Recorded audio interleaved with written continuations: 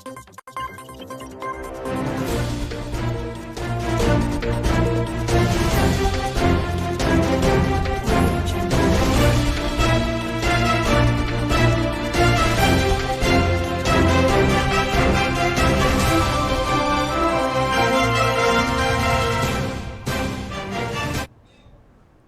99 news के Bihar Jharkhand bulletin में आपका स्वागत है। मैं हूं आपके साथ सोमनाथ तिवारी।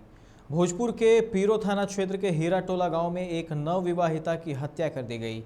मृतका के चाचा ने उसके ससुराल वालों पर दहेज में बाइक नहीं देने पर रस्सी से गला दबाकर हत्या करने का आरोप लगाया है।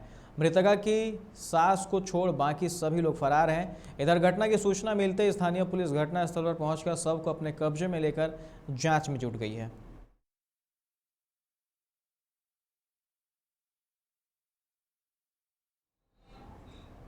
बेगूसराय में अपराधियों द्वारा बाइक छिनतई का विरोध करने पर एक युवक को बंधक बनाकर बदमाशों ने मारपीट कर घायल कर दिया। मारपीट में 4 लोग घायल हो गए। बंधक बनाए जाने की सूचना मिलते ही वीरपुर थाना की पुलिस मौके पर पहुंचकर सभी पीड़ित को इलाज के लिए सदर अस्पताल में भर्ती कराया।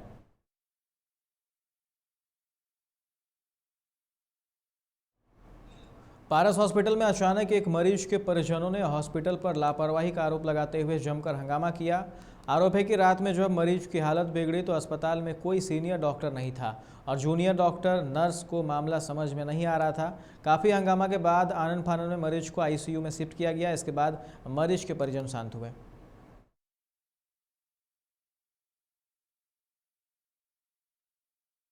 बिहार स्वास्थ्य विभाग ऑनलाइन सेवा का विस्तार कर रहा है। इसके तहत ई संजीवनी टेलीमेडिसिन की सुविधाएं भी बढ़ाई जा रही हैं। इस सेवा में विस्तार करते हुए नई गाइडलाइंस जारी की गई है। अब eSanjeevani.in और eSanjeevani OPD की सेवाएं मरीजों को सप्ताह में 6 दिन मिलेंगी। इससे ग्रामीण क्षेत्र के मरीजों को भी इलाज में आसानी हो जाएगी।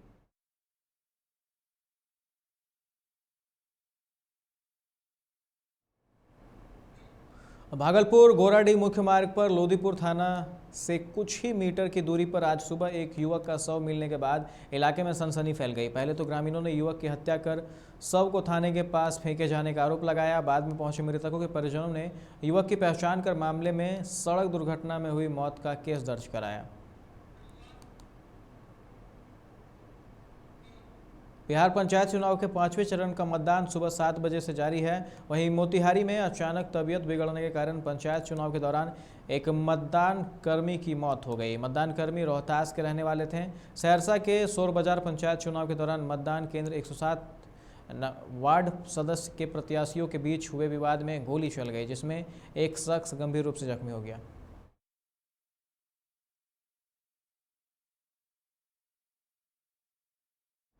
बिहार पंचायत चुनाव के 5वें चरण का मतदान सुबह 7 बजे से जारी है। 38 जिलों के 58 प्रखंडों में मतदाता वोट डाल रहे हैं। सुबह 6 बजे से ही कई मतदान केंद्रों पर मतदाताओं की भीड़ लगने लगी। इस चरण के तहत मुखिया और सरपंच पद की 845 सीटों और जिला परिषद सदस्य की 124 सीटों के लिए वोट डाले जा रहे हैं। ग्राम पंचायत सदस्य और ग्राम कचहरी पंच के 1,15,553 सीट और पंचायत समिति सदस्य की 1,171 सीटों के लिए वोटिंग जारी है। औरंगाबाद शहर के जसोइया मोड़ के पास श्री सीमेंट फैक्ट्री में भीषण आग लग गई। आज सुबह करीब अचानक फैक्ट्री से धुआं निकलने लगा। स्थानीय लोग जब वहां पहुंचे तो पता चला कि फैक्ट्री में आग लग गई है। घटना के बाद इलाके में अफरा तफरी मच गई। वहीं सूचना मिलते ही फायर ब्रिगेड की टीम मौके पर पहुंचकर दमकल की 10 गाड़ियों ने आग पर काबू पाया। हालांकि श्री सीमेंट के अधिकारियों ने इसकी पुष्टि नहीं की है। वैशाली जिले के हाजीपुर नगर थाना क्षेत्र के नवरपुर चौक सिनेमा रोड में आदित्य ज्वेलर्स में सरेआम 1 करोड़ रुपये से अधिक की लूट हुई है। बाइक सवार 3 अपराधी आभूषण और करीब 9 लाख नकद लेकर फरार हो गए। घटना की जानकारी मिलते ही आसपास के दुकानदारों और लोगों की भीड़ जुट गई। वहीं घटना की सूचना मिलते ही वैशाली एसपी मनीष और सदर एसडीपीओ राघव दयाल घटनास्थल पर पहुंचे और दुकानदार से लूट के विषय में पूछताछ की। लखीसराय में आज सुबह पुलिस ने एक नक्सली को मार गिराया है। सूर्यगढ़ा प्रखंड के पीरी बाजार थाना क्षेत्र के भगतपुर गांव से नक्सलियों ने एक डीलर के बेटे का अपहरण कर लिया, जिसकी सूचना उसने पुलिस को दी थी। सूचना पर एसपी सुशील कुमार ने त्वरित कार्रवाई करते हुए एक टीम का गठन किया। सूचना पर पुलिस ने पहाड़ की ओर छापेमारी की। इस बीच नक्सलियों ने पुलिस पर फायरिंग कर दी। जवाबी फायरिंग में पुलिस ने एक नक्सली को ढेर कर दिया। एसपी ने बताया कि डीलर के बेटे को ढूंढने के लिए लगातार सर्च ऑपरेशन जारी है। खगड़िया के मोरकाही थाना क्षेत्र के बछौता गांव में गैस सिलेंडर में आग लगने से 2 लोग झुलस गए।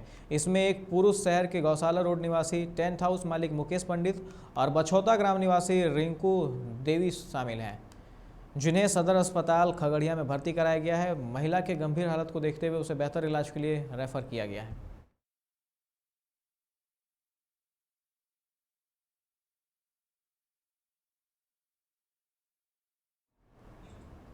स्वास्थ्य विभाग के अपर मुख्य सचिव अरुण कुमार सिंह ने कहा कि राज्य की प्रवेश सीमा पर जांच की संख्या बढ़ाई जाए। जो भी पॉजिटिव मिलते हैं उन्हें तत्काल अस्पताल में भर्ती कराएं, साथ ही उनका कॉन्टैक्ट ट्रेसिंग भी करें और ट्रैवल हिस्ट्री का भी पता लगाएं। इसके अलावा वो जिन राज्य से आए हैं उन राज्यों की सरकार को भी सूचित करें। हर हाल में संक्रमितों का अस्पताल में भर्ती कराएं। बाहर घूमने पर संक्रमित लोग कई लोगों को प्रभावित कर सकते हैं। इसे लेकर उन्होंने जिले के उपायुक्तों और सिविल सर्जन को निर्देश दिए हैं।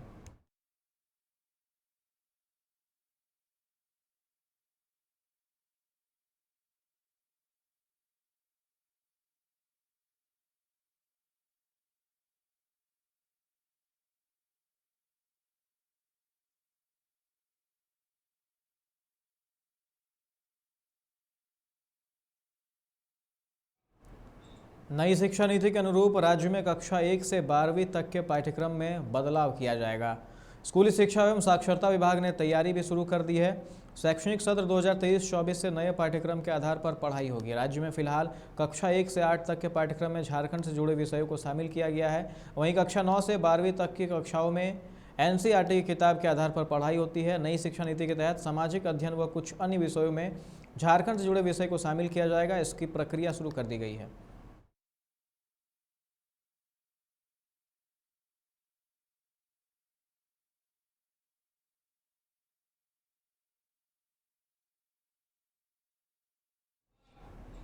धनबाद के गांधी सेवा सदन में झारखंड प्राइवेट स्कूल एसोसिएशन का प्रदेश बैठक हुई। इस दौरान प्रदेश महासचिव रामरंजन सिंह ने कहा कि मुख्यमंत्री हेमंत सोरेन हजारों सरकारी स्कूलों की पढ़ाई लिखाई को सुधार नहीं है, अब शिक्षा दे रहे हैं। प्राइवेट प्ले प्राइमरी स्कूल को बर्बाद करने पर तुले हुए हैं। लगातार 20 माह से सभी प्राइमरी स्कूलों की कक्षा नर्सरी से 5वीं की पढ़ाई लिखाई बंद की गई है। लाखों प्राइवेट स्कूल संचालक, शिक्षक, शिक्षिकाओं, कर्मचारी बेरोजगार हो गए हैं।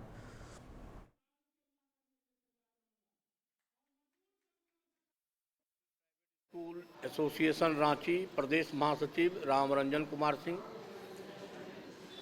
आज 20 माह से पूरे राज्य में कक्षा 1 से 5वीं तक सारे विद्यालय आज भी बंद हैं। शिक्षा से सरकार ने किसी तरह बहुत आंदोलन करने के बाद, बहुत मांग रखने के बाद शिक्षा से बच्चों को आने की अनुमति दी, लेकिन वह बच्चा जो ग्रामीण क्षेत्र के गरीब बच्चे हैं, ठेला रिक्शा चालक के बच्चे हैं, जिस बच्चे को आज नर्सरी, LKG, UKG 1-2 में पढ़ना चाहिए था, उसकी शिक्षा 2 साल से बर्बाद हो रही है।